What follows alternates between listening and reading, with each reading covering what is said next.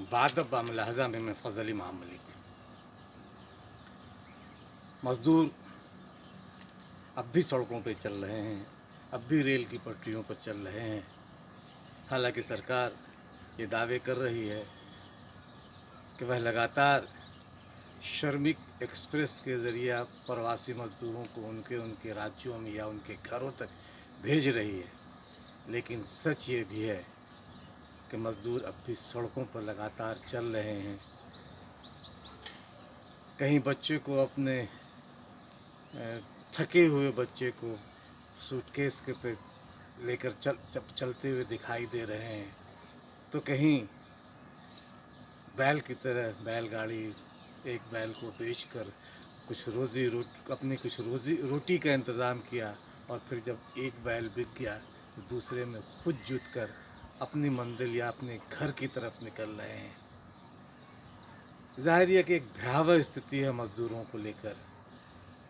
सरकार अभी तक विशेष पैकेज की घोषणा तो करती है, लेकिन उन मज़दूरों की बात नहीं करती जो मज़दूर लगातार अपने घरों को जा रहे हैं, अपने राज्यों को जा रहे हैं, और उन मज़दूरों को लेकर सरकार की कोई राष्ट्रीय चिंता नहीं होती है।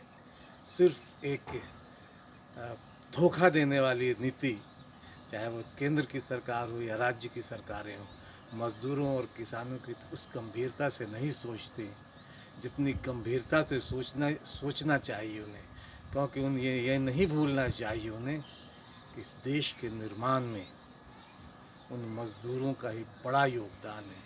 अगर वो मज़दूर अपनी मेहनत से इस देश के विकास के लिए काम नहीं करते तो सरकारें लाख दावे करती, देश न तो पटरियों पर दौड़ता, न वो चमचमाती सड़कें बनी होती, न वो राजमार्ग बना होता जिन पे आज नेताओं की बड़ी बड़ी गाड़ियां शान से चलती हैं।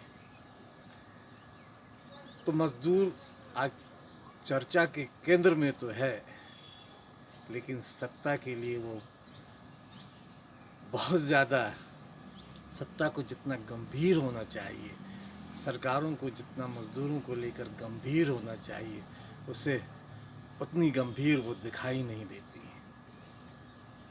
एक याचिका भी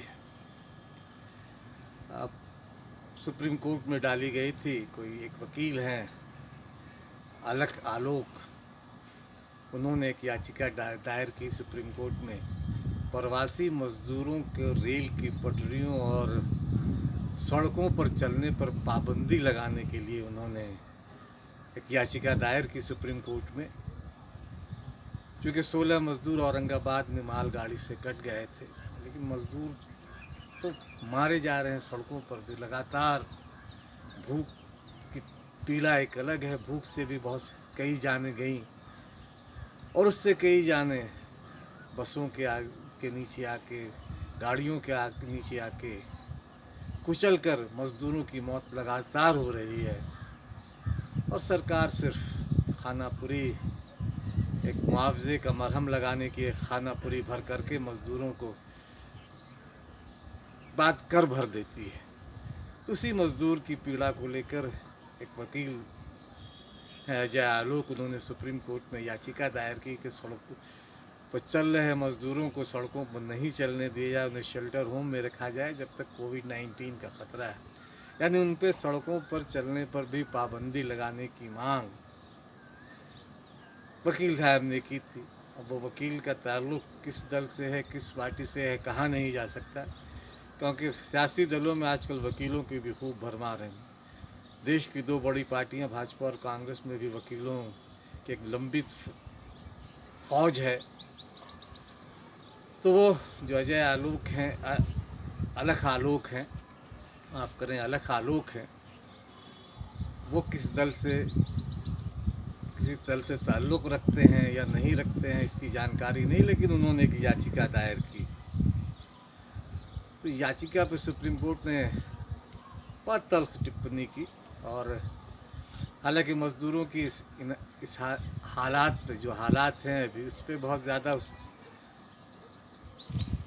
अदालत ने कुछ नहीं कहा, लेकिन अदालत ने इस याचिका को खारिज कर दिया और जो कहा कि पटरियों पर जो जो लोग चल रहे, जो मज़दूर चल रहे हैं, जो सड़कों पर चल रहे हैं,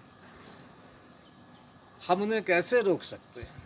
अदालत की टिप्पणी थी कि हम प्रवासी मज़दूरों को रेल लाइनों या सड़कों पर चलने से तो रोक नहीं सकते। अदालत ने ये भी कहा कि तो लोग चल रहे हैं। इस कोविड-19 में मतलब एक सवाल उन्होंने किया तो याचिकाकर्ता से ही जाहिर है किया होगा कि तो लोग चल रहे हैं, रुक नहीं रहे हैं। और फिर सुप्रीम कोर्ट ने कहा कि वकील अखबारों में घटनाओं को पढ़ता है और हर विषय का जानकार बन जाता है।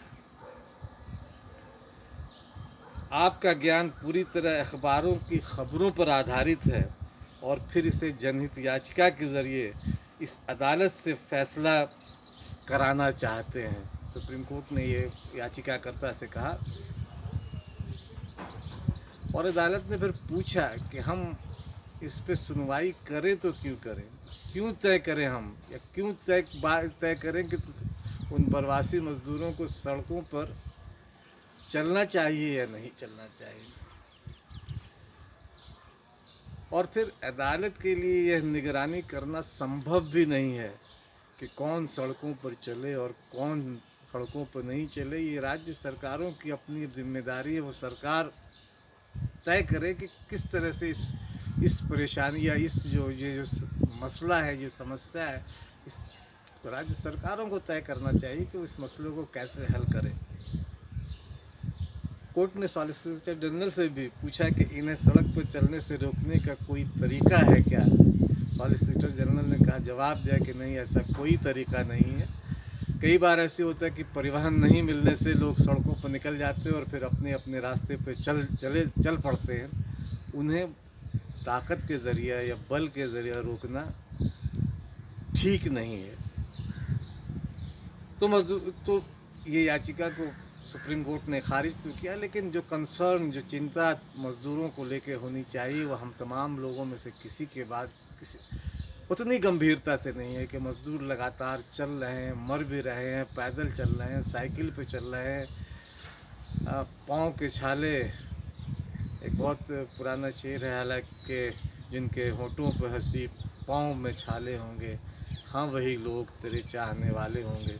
तो ज़िंदगी को चाहने वाले यही लोग हैं। वो हंस भी रहे हैं, मुस्कुरा भी रहे हैं, गम से बोझल भी है, लेकिन फिर भी एक हौसला है, होठों पे एक और दिल में एक उमंग भी है, घर पहुंचने की ललक भी है। पाँव में छाले लिए वो लगातार चल रहे हैं, बच्चों को लिए, सामान के साथ। कई तस्वीरें तो ऐसी है कि वो अपने जानवरों तक को नहीं छोड़ रहे हैं। जो जानवर जहाँ थे वो भी गोद में उठाए, उसे भी साथ ले जा रहे हैं, क्योंकि बहुत एक मज़दूर के लिए उसका एक एक एहसासा, उसकी एक एक छोटी से छोटी चीज़ बहुत कीमती होती है। ये बात सरकारें नहीं समझ पाएंगी। सरकारें तो राइट ऑफ और वेव ऑफ के चक्कर में के आंकड़ों में हम तमाम लोगों को उलझाए रहती है, लेकिन वो मज़दूरों की पीड़ा को उस शिद्दत से नहीं समझती है। और यही वजह है कि मज़दूर सड़कों पर निकले हुए हैं, अपने अपने घरों की तरफ, अपने अपने मंजिल के लिए, अपने लोगों से मिलने के लिए। बार बार मैंने कहा कि वो अपने हौसलों से उन सड़कों की लंबाई को छोटा कर दे रहे हैं। हज़ारों मील लंबे सड़कों को भी अपने हौसलों से वो कम कर दे रहे हैं। दुष्यंत ने शायद ऐसे ही लोगों के लिए कभी कहा होगा कि नहीं है कमीज़ तो पाँव से पेट ढक लेंगे। बहुत मुनासिब हैं ये लोग इस सफ़र के लिए। अदालत ने फ़िलहाल मज़दूरों के सड़कों पर चलने पर पाबंदी नहीं लगाई है। इसे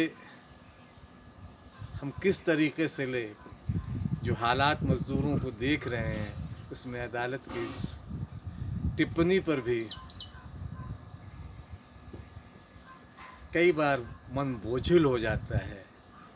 मज़दूरों को देखते हुए, मज़दूरों की पीड़ा को देखते हुए लेकिन सवाल ये है कि सरकारें इतनी बेहिस क्यों हैं। ये सवाल हम सब का सवाल है और आपको भी सोचना चाहिए। और ये सवाल अगर ठीक लगे, अच्छे लगे तो इसे आगे बढ़ाएं, शेयर, सब्सक्राइब और लाइक ज़रूर करें।